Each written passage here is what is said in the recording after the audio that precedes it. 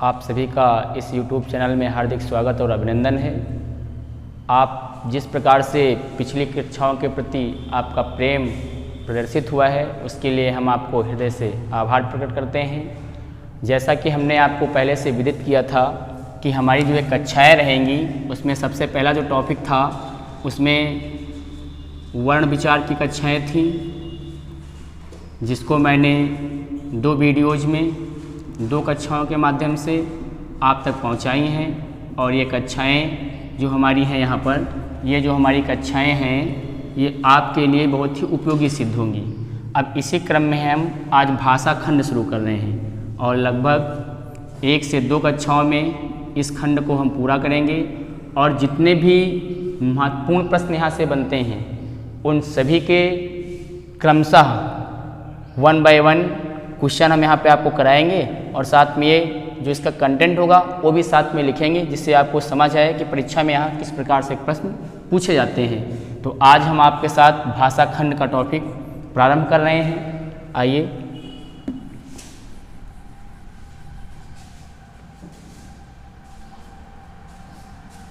भाषा खंड, भाषा खंड सामान्यतः इसमें कई तरह के प्रश्न बनते हैं। तो पहले हम इसको क्लासिफाइड कर लेते हैं। पहला प्रश्न यहाँ से ये बनता है कि भाषा क्या है, या आप ये कह सकते हैं भाषा की उत्पत्ति किस प्रकार से हुई है। एक ये हमारा छोटा सा टॉपिक हो जाता है, सब टॉपिक। दूसरा यहाँ पर हो सकता है भाषा की प्रकृति कैसी है, भाषा की प्रकृति कैसी है। अगला एक क्वेश्चन यहाँ से बन सकता है भाषा का परिचय। सामान्यतः इसमें आपको पढ़ना होगा हिंदी भाषा का परिचय, हिंदी भाषा का परिचय। एक यहीं पे और बना देते हैं भाषा के विविध रूप, विविध रूप क्या है। और लास्ट में जो सबसे ज़्यादा महत्वपूर्ण टॉपिक है जहाँ से क्वेश्चन बनते हैं वो है हिंदी एवं इसकी उत्पत्ति, इसकी उत्पत्ति। ठीक है, इसकी उत्पत्ति यानी कि कहने का तात्पर्य ये है कि भाषा क्या है, ये सब टॉपिक पहला है। भाषा की प्रकृति क्या है, ये दूसरा सब टॉपिक है। तीसरा भाषा के विविध रूपों से क्वेश्चन बनता है। और जो चौथा हमारा है वो हिंदी भाषा का परिचय या नामकरण कैसे किया गया है, इन सारी बातें यहाँ पे रखी जाएंगी। और ये जो हमारा है पिलर हिंदी एवं इसकी उत्पत्ति, यहाँ से सबसे महत्वपूर्ण क्वेश्चन बनते हैं जिनको हम आपको अगले वीडियो में इस टॉपिक को अलग ही पढ़ाएंगे। आज हम इन बिंदुओं पर चर्चा करते हैं। तो अगर सबसे पहले देखते हैं इस भाषा खंड में कि अगर शब्द मैं ले लूँ भाषा, अगर शब्द मैं ले रहा हूँ यहाँ पर भाषा, तो कि भाषा शब्द की उत्पत्ति कैसे हुई है। तो इस शब्द की उत्पत्ति एक धातु है भास, एक धातु है भास धातु। संस्कृत की भास धातु से इस शब्द की क्या हुई है, उत्पत्ति हुई है, जिसका अर्थ होता है वाणी को प्रकट करना, वाणी को प्रकट करना, वाणी को प्रकट करना। अर्थात आप ये कह सकते हैं कि भाषा शब्द की उत्पत्ति भास धातु से हुई है, जिसका अर्थ होता है वाणी को प्रकट करना। अर्थात मुख के द्वारा कही गई सभी बातें क्या कहलाती हैं, भाषा कहलाती हैं। कुछ ऐसी भी हो सकती हैं कि हम संकेतों के माध्यम से कह रहे हों, हो सकता है मौखिक रूप में प्रकट कर रहे हों, तो वो भी हमारा क्या होगा, भाषा का एक हिस्सा होगा, भाषा का एक खंड होगा। भाषा शब्द से ही तात्पर्य है कि किसी चीज़ को समझना या दूसरे के मनोभावों को अपने मनोभावों में बदलना क्या कहलाता है, भाषा कहलाता है। या दूसरे के विचारों को अपने विचारों में ग्रहण करना या अपनी बात को दूसरे तक पहुंचाना या प्रेषित करना, ये जितने भी प्रकार के प्रकरण हैं वो सब क्या कहलाते हैं, भाषा कहलाते हैं। अगर सामान्य तौर पे से हम समझें तो आप ये कह सकते हैं कि विचारों का आदान प्रदान, विचारों का आदान प्रदान क्या कहलाता है, तो भाषा कहलाती है। अगर परिभाषा के तौर पे देखें इसको हम कि भाषा की परिभाषा क्या बनेगी, तो वैज्ञानिकों ने इसको आज तक स्पष्ट नहीं कर पाया है। प्रत्येक विद्वान का यहाँ पर अलग अलग मत है कि भाषा क्या है, किस प्रकार से इसका जन्म हुआ है, किस प्रकार से विचारों को आदान और प्रदान करती है। तो इसके पक्ष में कोई उपयुक्त साक्ष्य नहीं है, इसलिए हम इसको परिभाषित अपने अपने शब्दों में करते हैं। और यहाँ से सामान्य रूप से एक ही क्वेश्चन परीक्षा में पूछा जाता है कि भाषा शब्द की उत्पत्ति किस शब्द से हुई है, तो संस्कृत के भाष धातु से हुई है, जिसका अर्थ क्या होता है, तो वाणी को प्रकट करना या विचारों का आदान प्रदान। तो भाषा के स्तर पे इतना ही आपको समझना है कि भाषा क्या है। भाषा एक प्रकार का विचारों का आदान प्रदान का समूह है, माध्यम है, तरीका है। वो क्या कहलाता है, भाषा कहलाता है। तो एक क्वेश्चन मैंने यहाँ से आपको बता दिया, जो भाषा शब्द की उत्पत्ति थी वहाँ से केवल एक क्वेश्चन महत्वपूर्ण बनता है। अब बात आती है भाषा की प्रकृति की, कि भाषा की प्रकृति क्या होती है। यहाँ पे अगर हम देखते हैं कि भाषा की प्रकृति क्या होती है, तो जैसे मान लो कोई ये पर्वत है और यहाँ से ये नदियाँ निकल रही हैं, ये नदियाँ निकल रही हैं और लास्ट में ये कहाँ गिरती हैं, ये मान लो हमारा सागर है और ये क्या है, नदी है। तो जिस प्रकार से पर्वतों से जल निकलकर समुद्र तक पहुँचता है, अर्थात आप ये समझ सकते हैं कि ये विभिन्न पथों को क्या करता है, फॉलो करता है ना, विभिन्न पथों का अनुसरण करता है। ठीक उसी प्रकार से भाषा भी विभिन्न पथों का अनुसरण करती है। अर्थात आप ये कह सकते हैं कि जैसे ये पानी यहाँ पे था, जल यहाँ पे था और ये जल अब कहाँ पहुँच गया, सागर में पहुँच गया, तो इसमें परिवर्तन हो गया। परिवर्तन काहे का हो गया, तो समय के साथ परिवर्तन हो रहा। जो जल यहाँ पर था वो बहकर कहाँ पहुँच गया, सागर में पहुँच गया। तो इसलिए अगर हम फैक्ट निकालें तो क्या निकल सकता है, अगर फैक्ट निकालें इसमें से हम, तो पहला निकल सकता है परिवर्तनशील होती है। भाषा परिवर्तनशील होती है और जो भाषा की परिवर्तनशीलता होती है वो 3 आधारों पर हो सकती है। या तो वो किसी देश या फिर किसी काल यानी कि समय के साथ, या फिर देश काल और सामाजिक परिस्थितियाँ, या आप समाज कह सकते हैं। इन 3 आधारों पर भाषा में परिवर्तन देखने को मिलता है।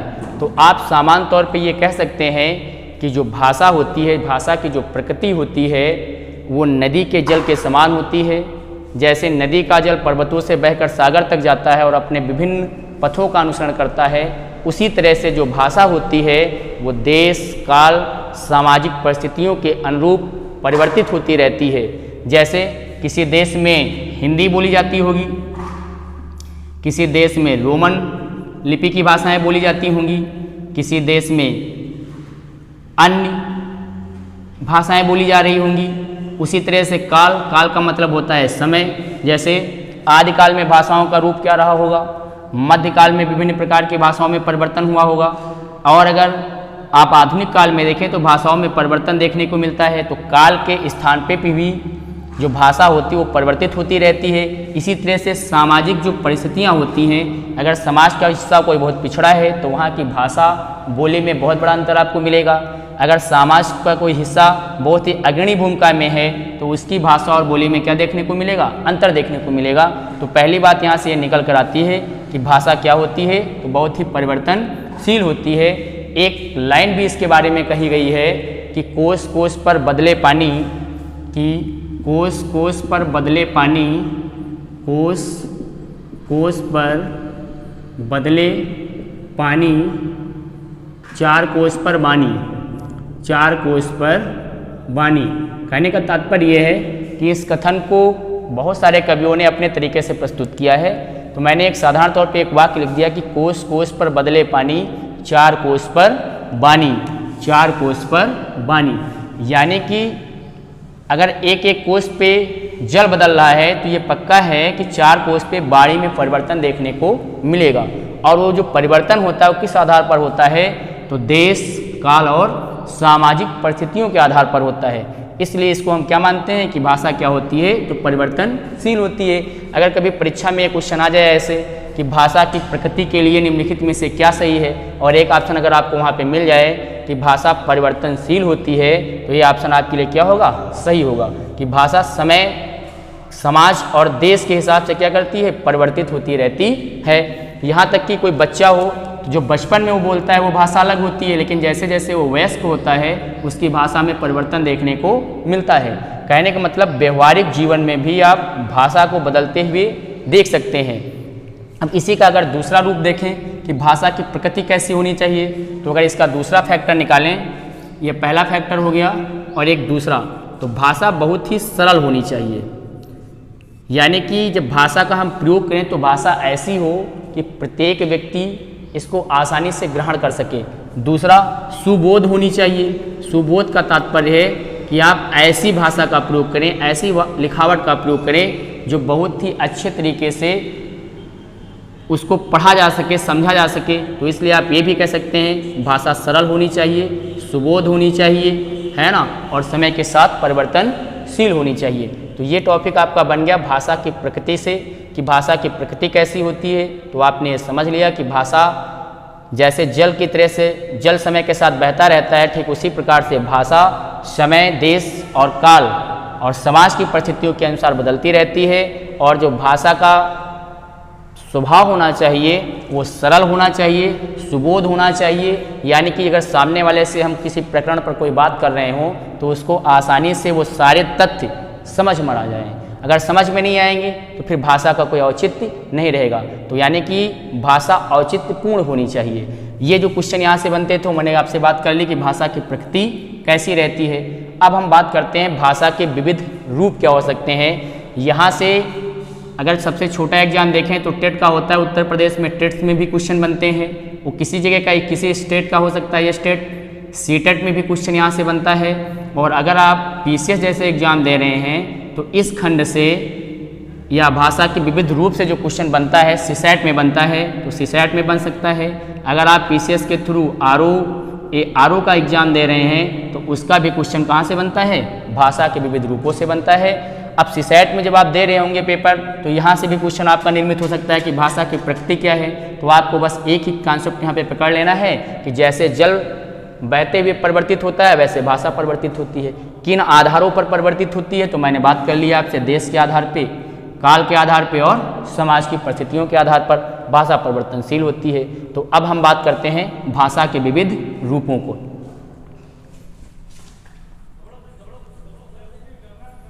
भाषा के विविध रूपों की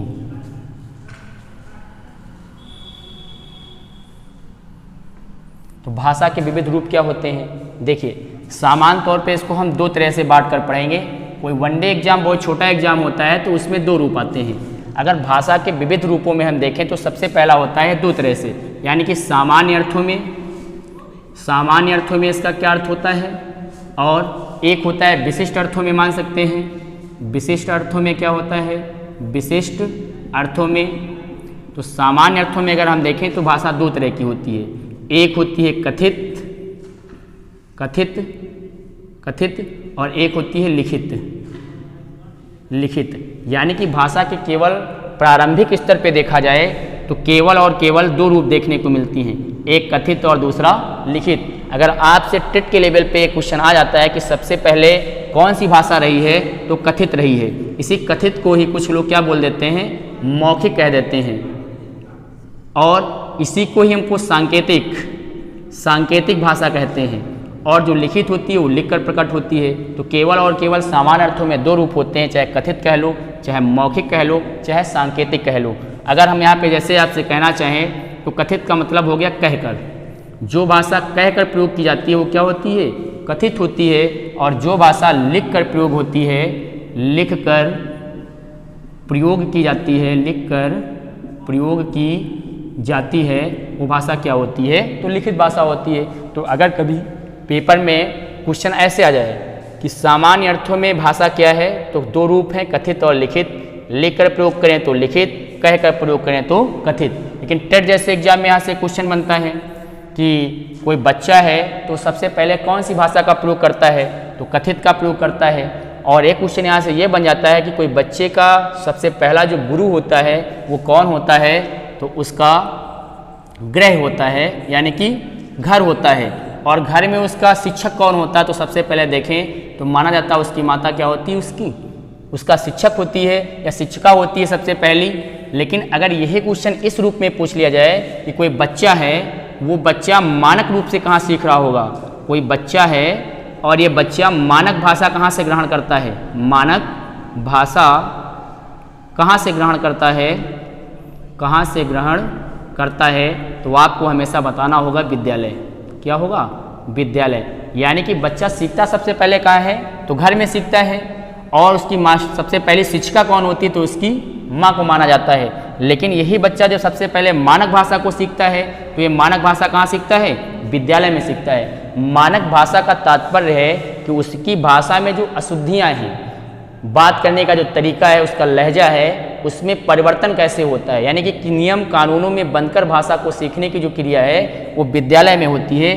इसलिए बच्चा मानक रूप से विद्यालय में सीखता है, जबकि बच्चा सामान्य भाषा को कहाँ से ग्रहण करता है, तो अपने गृह से यानी कि घर से प्रारंभ करता है। तो इसलिए सामान्य अर्थों में इसका ये रूप हो गया, एक कथित और लिखित।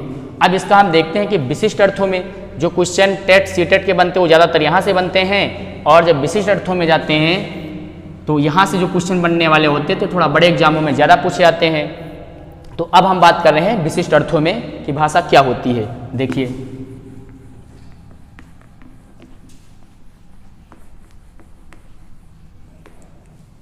विशिष्ट अर्थों में, विशिष्ट अर्थों में अगर विशिष्ट अर्थों में देखें तो सामान्यतः इसको 3 रूप देखने को मिलते हैं। इसके 3 रूप आपको देखने को मिलेंगे। पहला होता है बोली, दूसरा होता है परिनिष्ठित भाषा, परिनिष्ठित भाषा, और तीसरा होता है राष्ट्रभाषा। राष्ट्रभाषा, ये 3 फैक्टर आपको प्रमुख रूप से देखने को मिलते हैं। पहला बोली, दूसरा परिनिष्ठित भाषा और तीसरा राष्ट्रभाषा। अगर अभी कभी भी आपसे क्वेश्चन कर दिया जाए कि भाषा के विविध रूपों में जो विशिष्ट अर्थों में प्रयोग होने वाली भाषा है उसके 3 सामान्यतः कौन से रूप पाए जाते हैं, तो 2 वहाँ से हो गए, और सामान्य रूप से अगर यहाँ से क्वेश्चन बनेगा तो आप किसको करेंगे, तो बोली को टिक करेंगे, परिनिष्ठित भाषा होगा इसको टिक करेंगे, राष्ट्रभाषा होगा तो इसको टिक करेंगे। अब एक एक की बात करते हैं कि बोली क्या है। बोली का मतलब होता है साधारण बोलचाल की भाषा, साधारण बोलचाल की भाषा, बोलचाल की भाषा। तो साधारण बोलचाल की भाषा का तात्पर्य ये है कि अगर किसी समाज के किसी छोटे तबके या छोटे हिस्से, या आप ये कह सकते हैं किसी निम्न स्तर पर जो प्रयोग की जाने वाली भाषा का रूप होता है उसे क्या कहते हैं, बोली कहते हैं। जैसे ग्रामीण परिवेशों में क्या होता है, या ग्रामीण या गांव के जो लोग होते हैं वो प्रत्येक भाषा को आप देखेंगे कि गांव मान लो ये हमारे पास है, इसके 4 मोहल्ले हैं, तो प्रत्येक मोहल्ले में भाषा में परिवर्तन आपको देखने को मिलेगा। तो यही जो मोहल्लों में बोली जाने वाली भाषा होती है, इस मोहल्ले के एक किसी कोने में भी भाषा का रूप आपको परिवर्तित दिखेगा। तो कहने का मतलब है ये जो भाषा है कौन सी है, बोली है।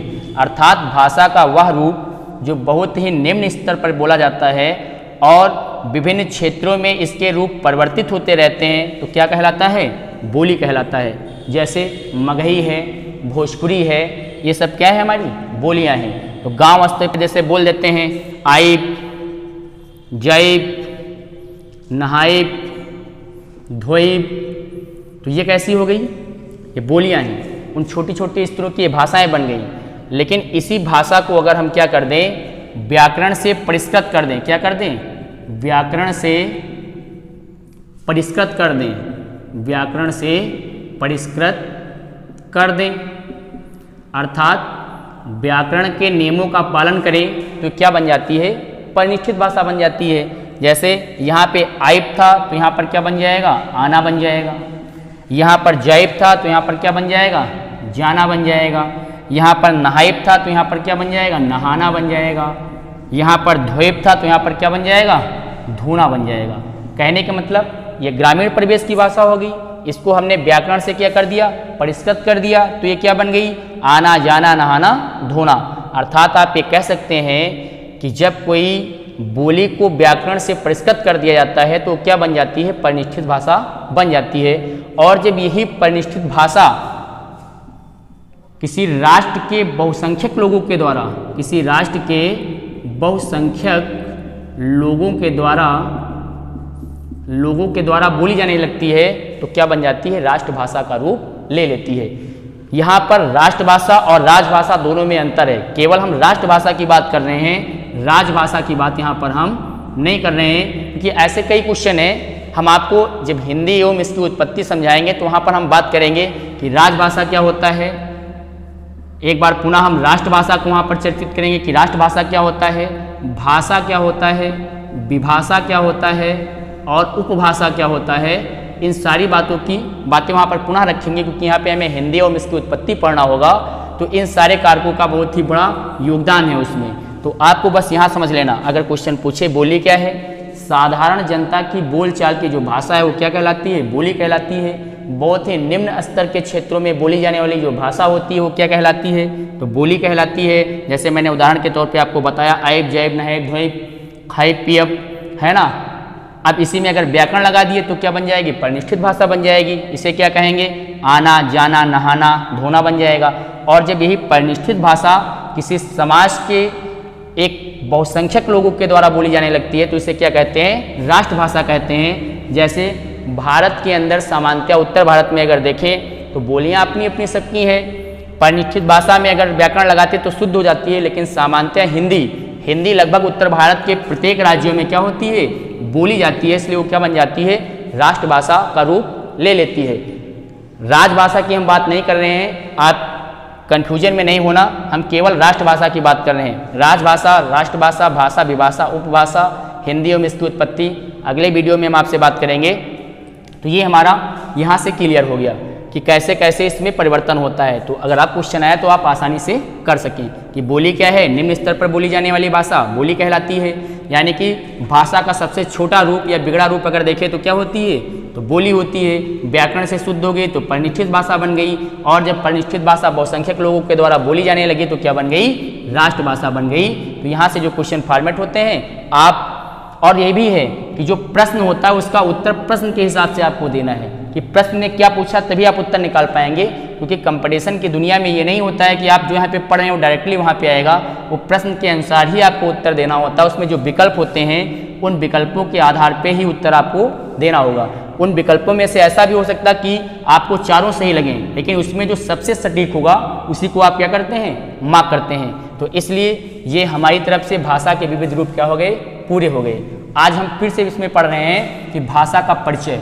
ये वाला हिस्सा हम अगले वीडियो में करेंगे, और सबसे महत्वपूर्ण क्वेश्चन जो बनते हैं इसके वो यहीं से बनते हैं। यहाँ पे हम आपको 2-3 सारणी बनवाएंगे जिससे आपको याद करने में आसानी रहे, किसी भी प्रकार से दिक्कत ना रहे कि कितनी बोलियाँ हैं, कितने भाषाएं हैं, ये कितने अपभ्रंश हैं। इन सारी बातें हम हिंदी एवं इसकी उत्पत्ति में करेंगे। आज हम केवल भाषा 3 रूप यहाँ पे पढ़ लिए हैं, 3 टॉपिक सब, और आज हम पढ़ रहे हैं भाषा का परिचय और हिंदी भाषा का परिचय पढ़ें कि हिंदी में कैसे कैसे परिवर्तन आपको देखने को मिलता है। तो आइए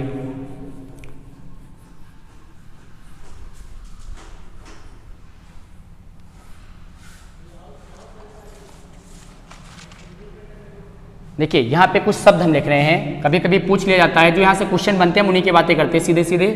एक है हिंदी, एक है हिंदू, एक है हिंदुस्तान। ये 3 शब्द हैं। तो कभी कभी पेपर में आ जाता है कि ये तीनों शब्द किस भाषा के शब्द हैं।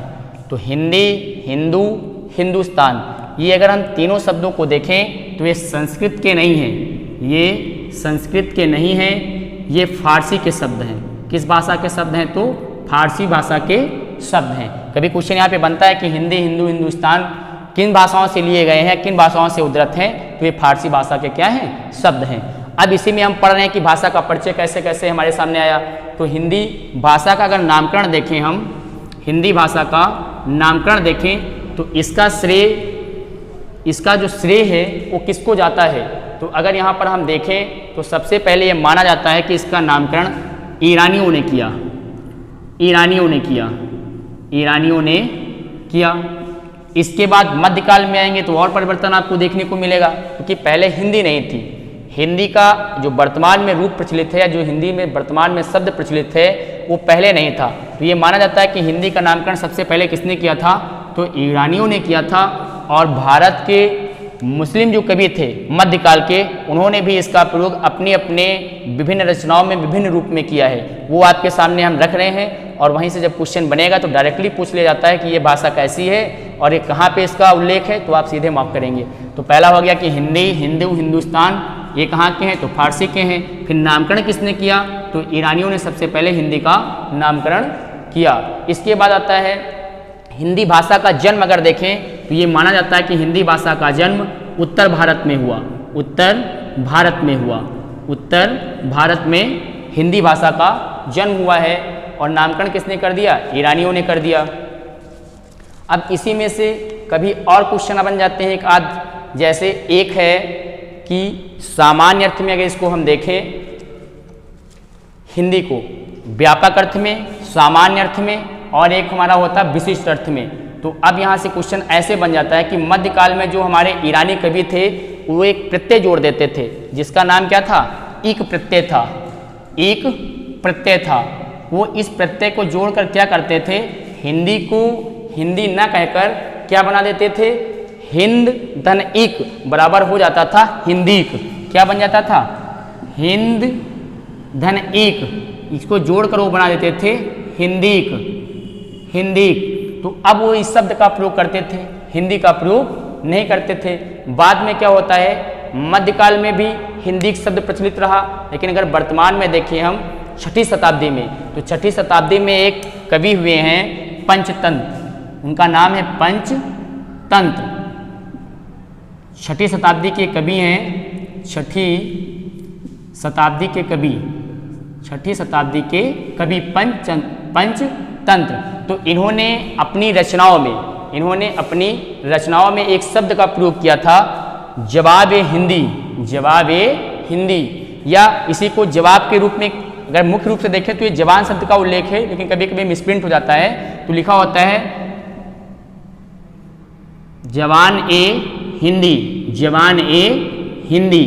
तो जवान ए हिंदी शब्द का उल्लेख आपको देखने को मिलेगा।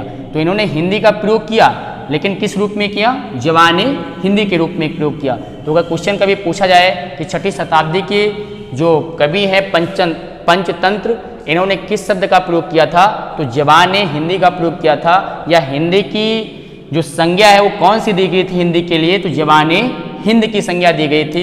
किसको, तो पंचतंत्र के जो कवि हैं उनकी रचनाओं में इस शब्द का उल्लेख देखने को मिलता है। इसी के बाद अगर आप जाते हैं, एक ईरानियों की पुस्तक है अवेस्ता, एक ईरानियों की पुस्तक है अवेस्ता, ईरानियों की पुस्तक अवेस्ता, इसमें भी हिंदी का उल्लेख देखने को आपको मिलता है। इसमें सबसे पहले उन्होंने अवेस्ता में भी हिंदी शब्द का उल्लेख आपको देखने को मिलेगा कि वो अगर क्वेश्चन पूछ ले कि यूनानियों में से वो कौन सी पुस्तक है, तो क्या हो जाएगा, अवेस्ता हो जाएगा। अवेस्ता में कहे का उल्लेख मिलता है तो हिंदी का उल्लेख मिलता है।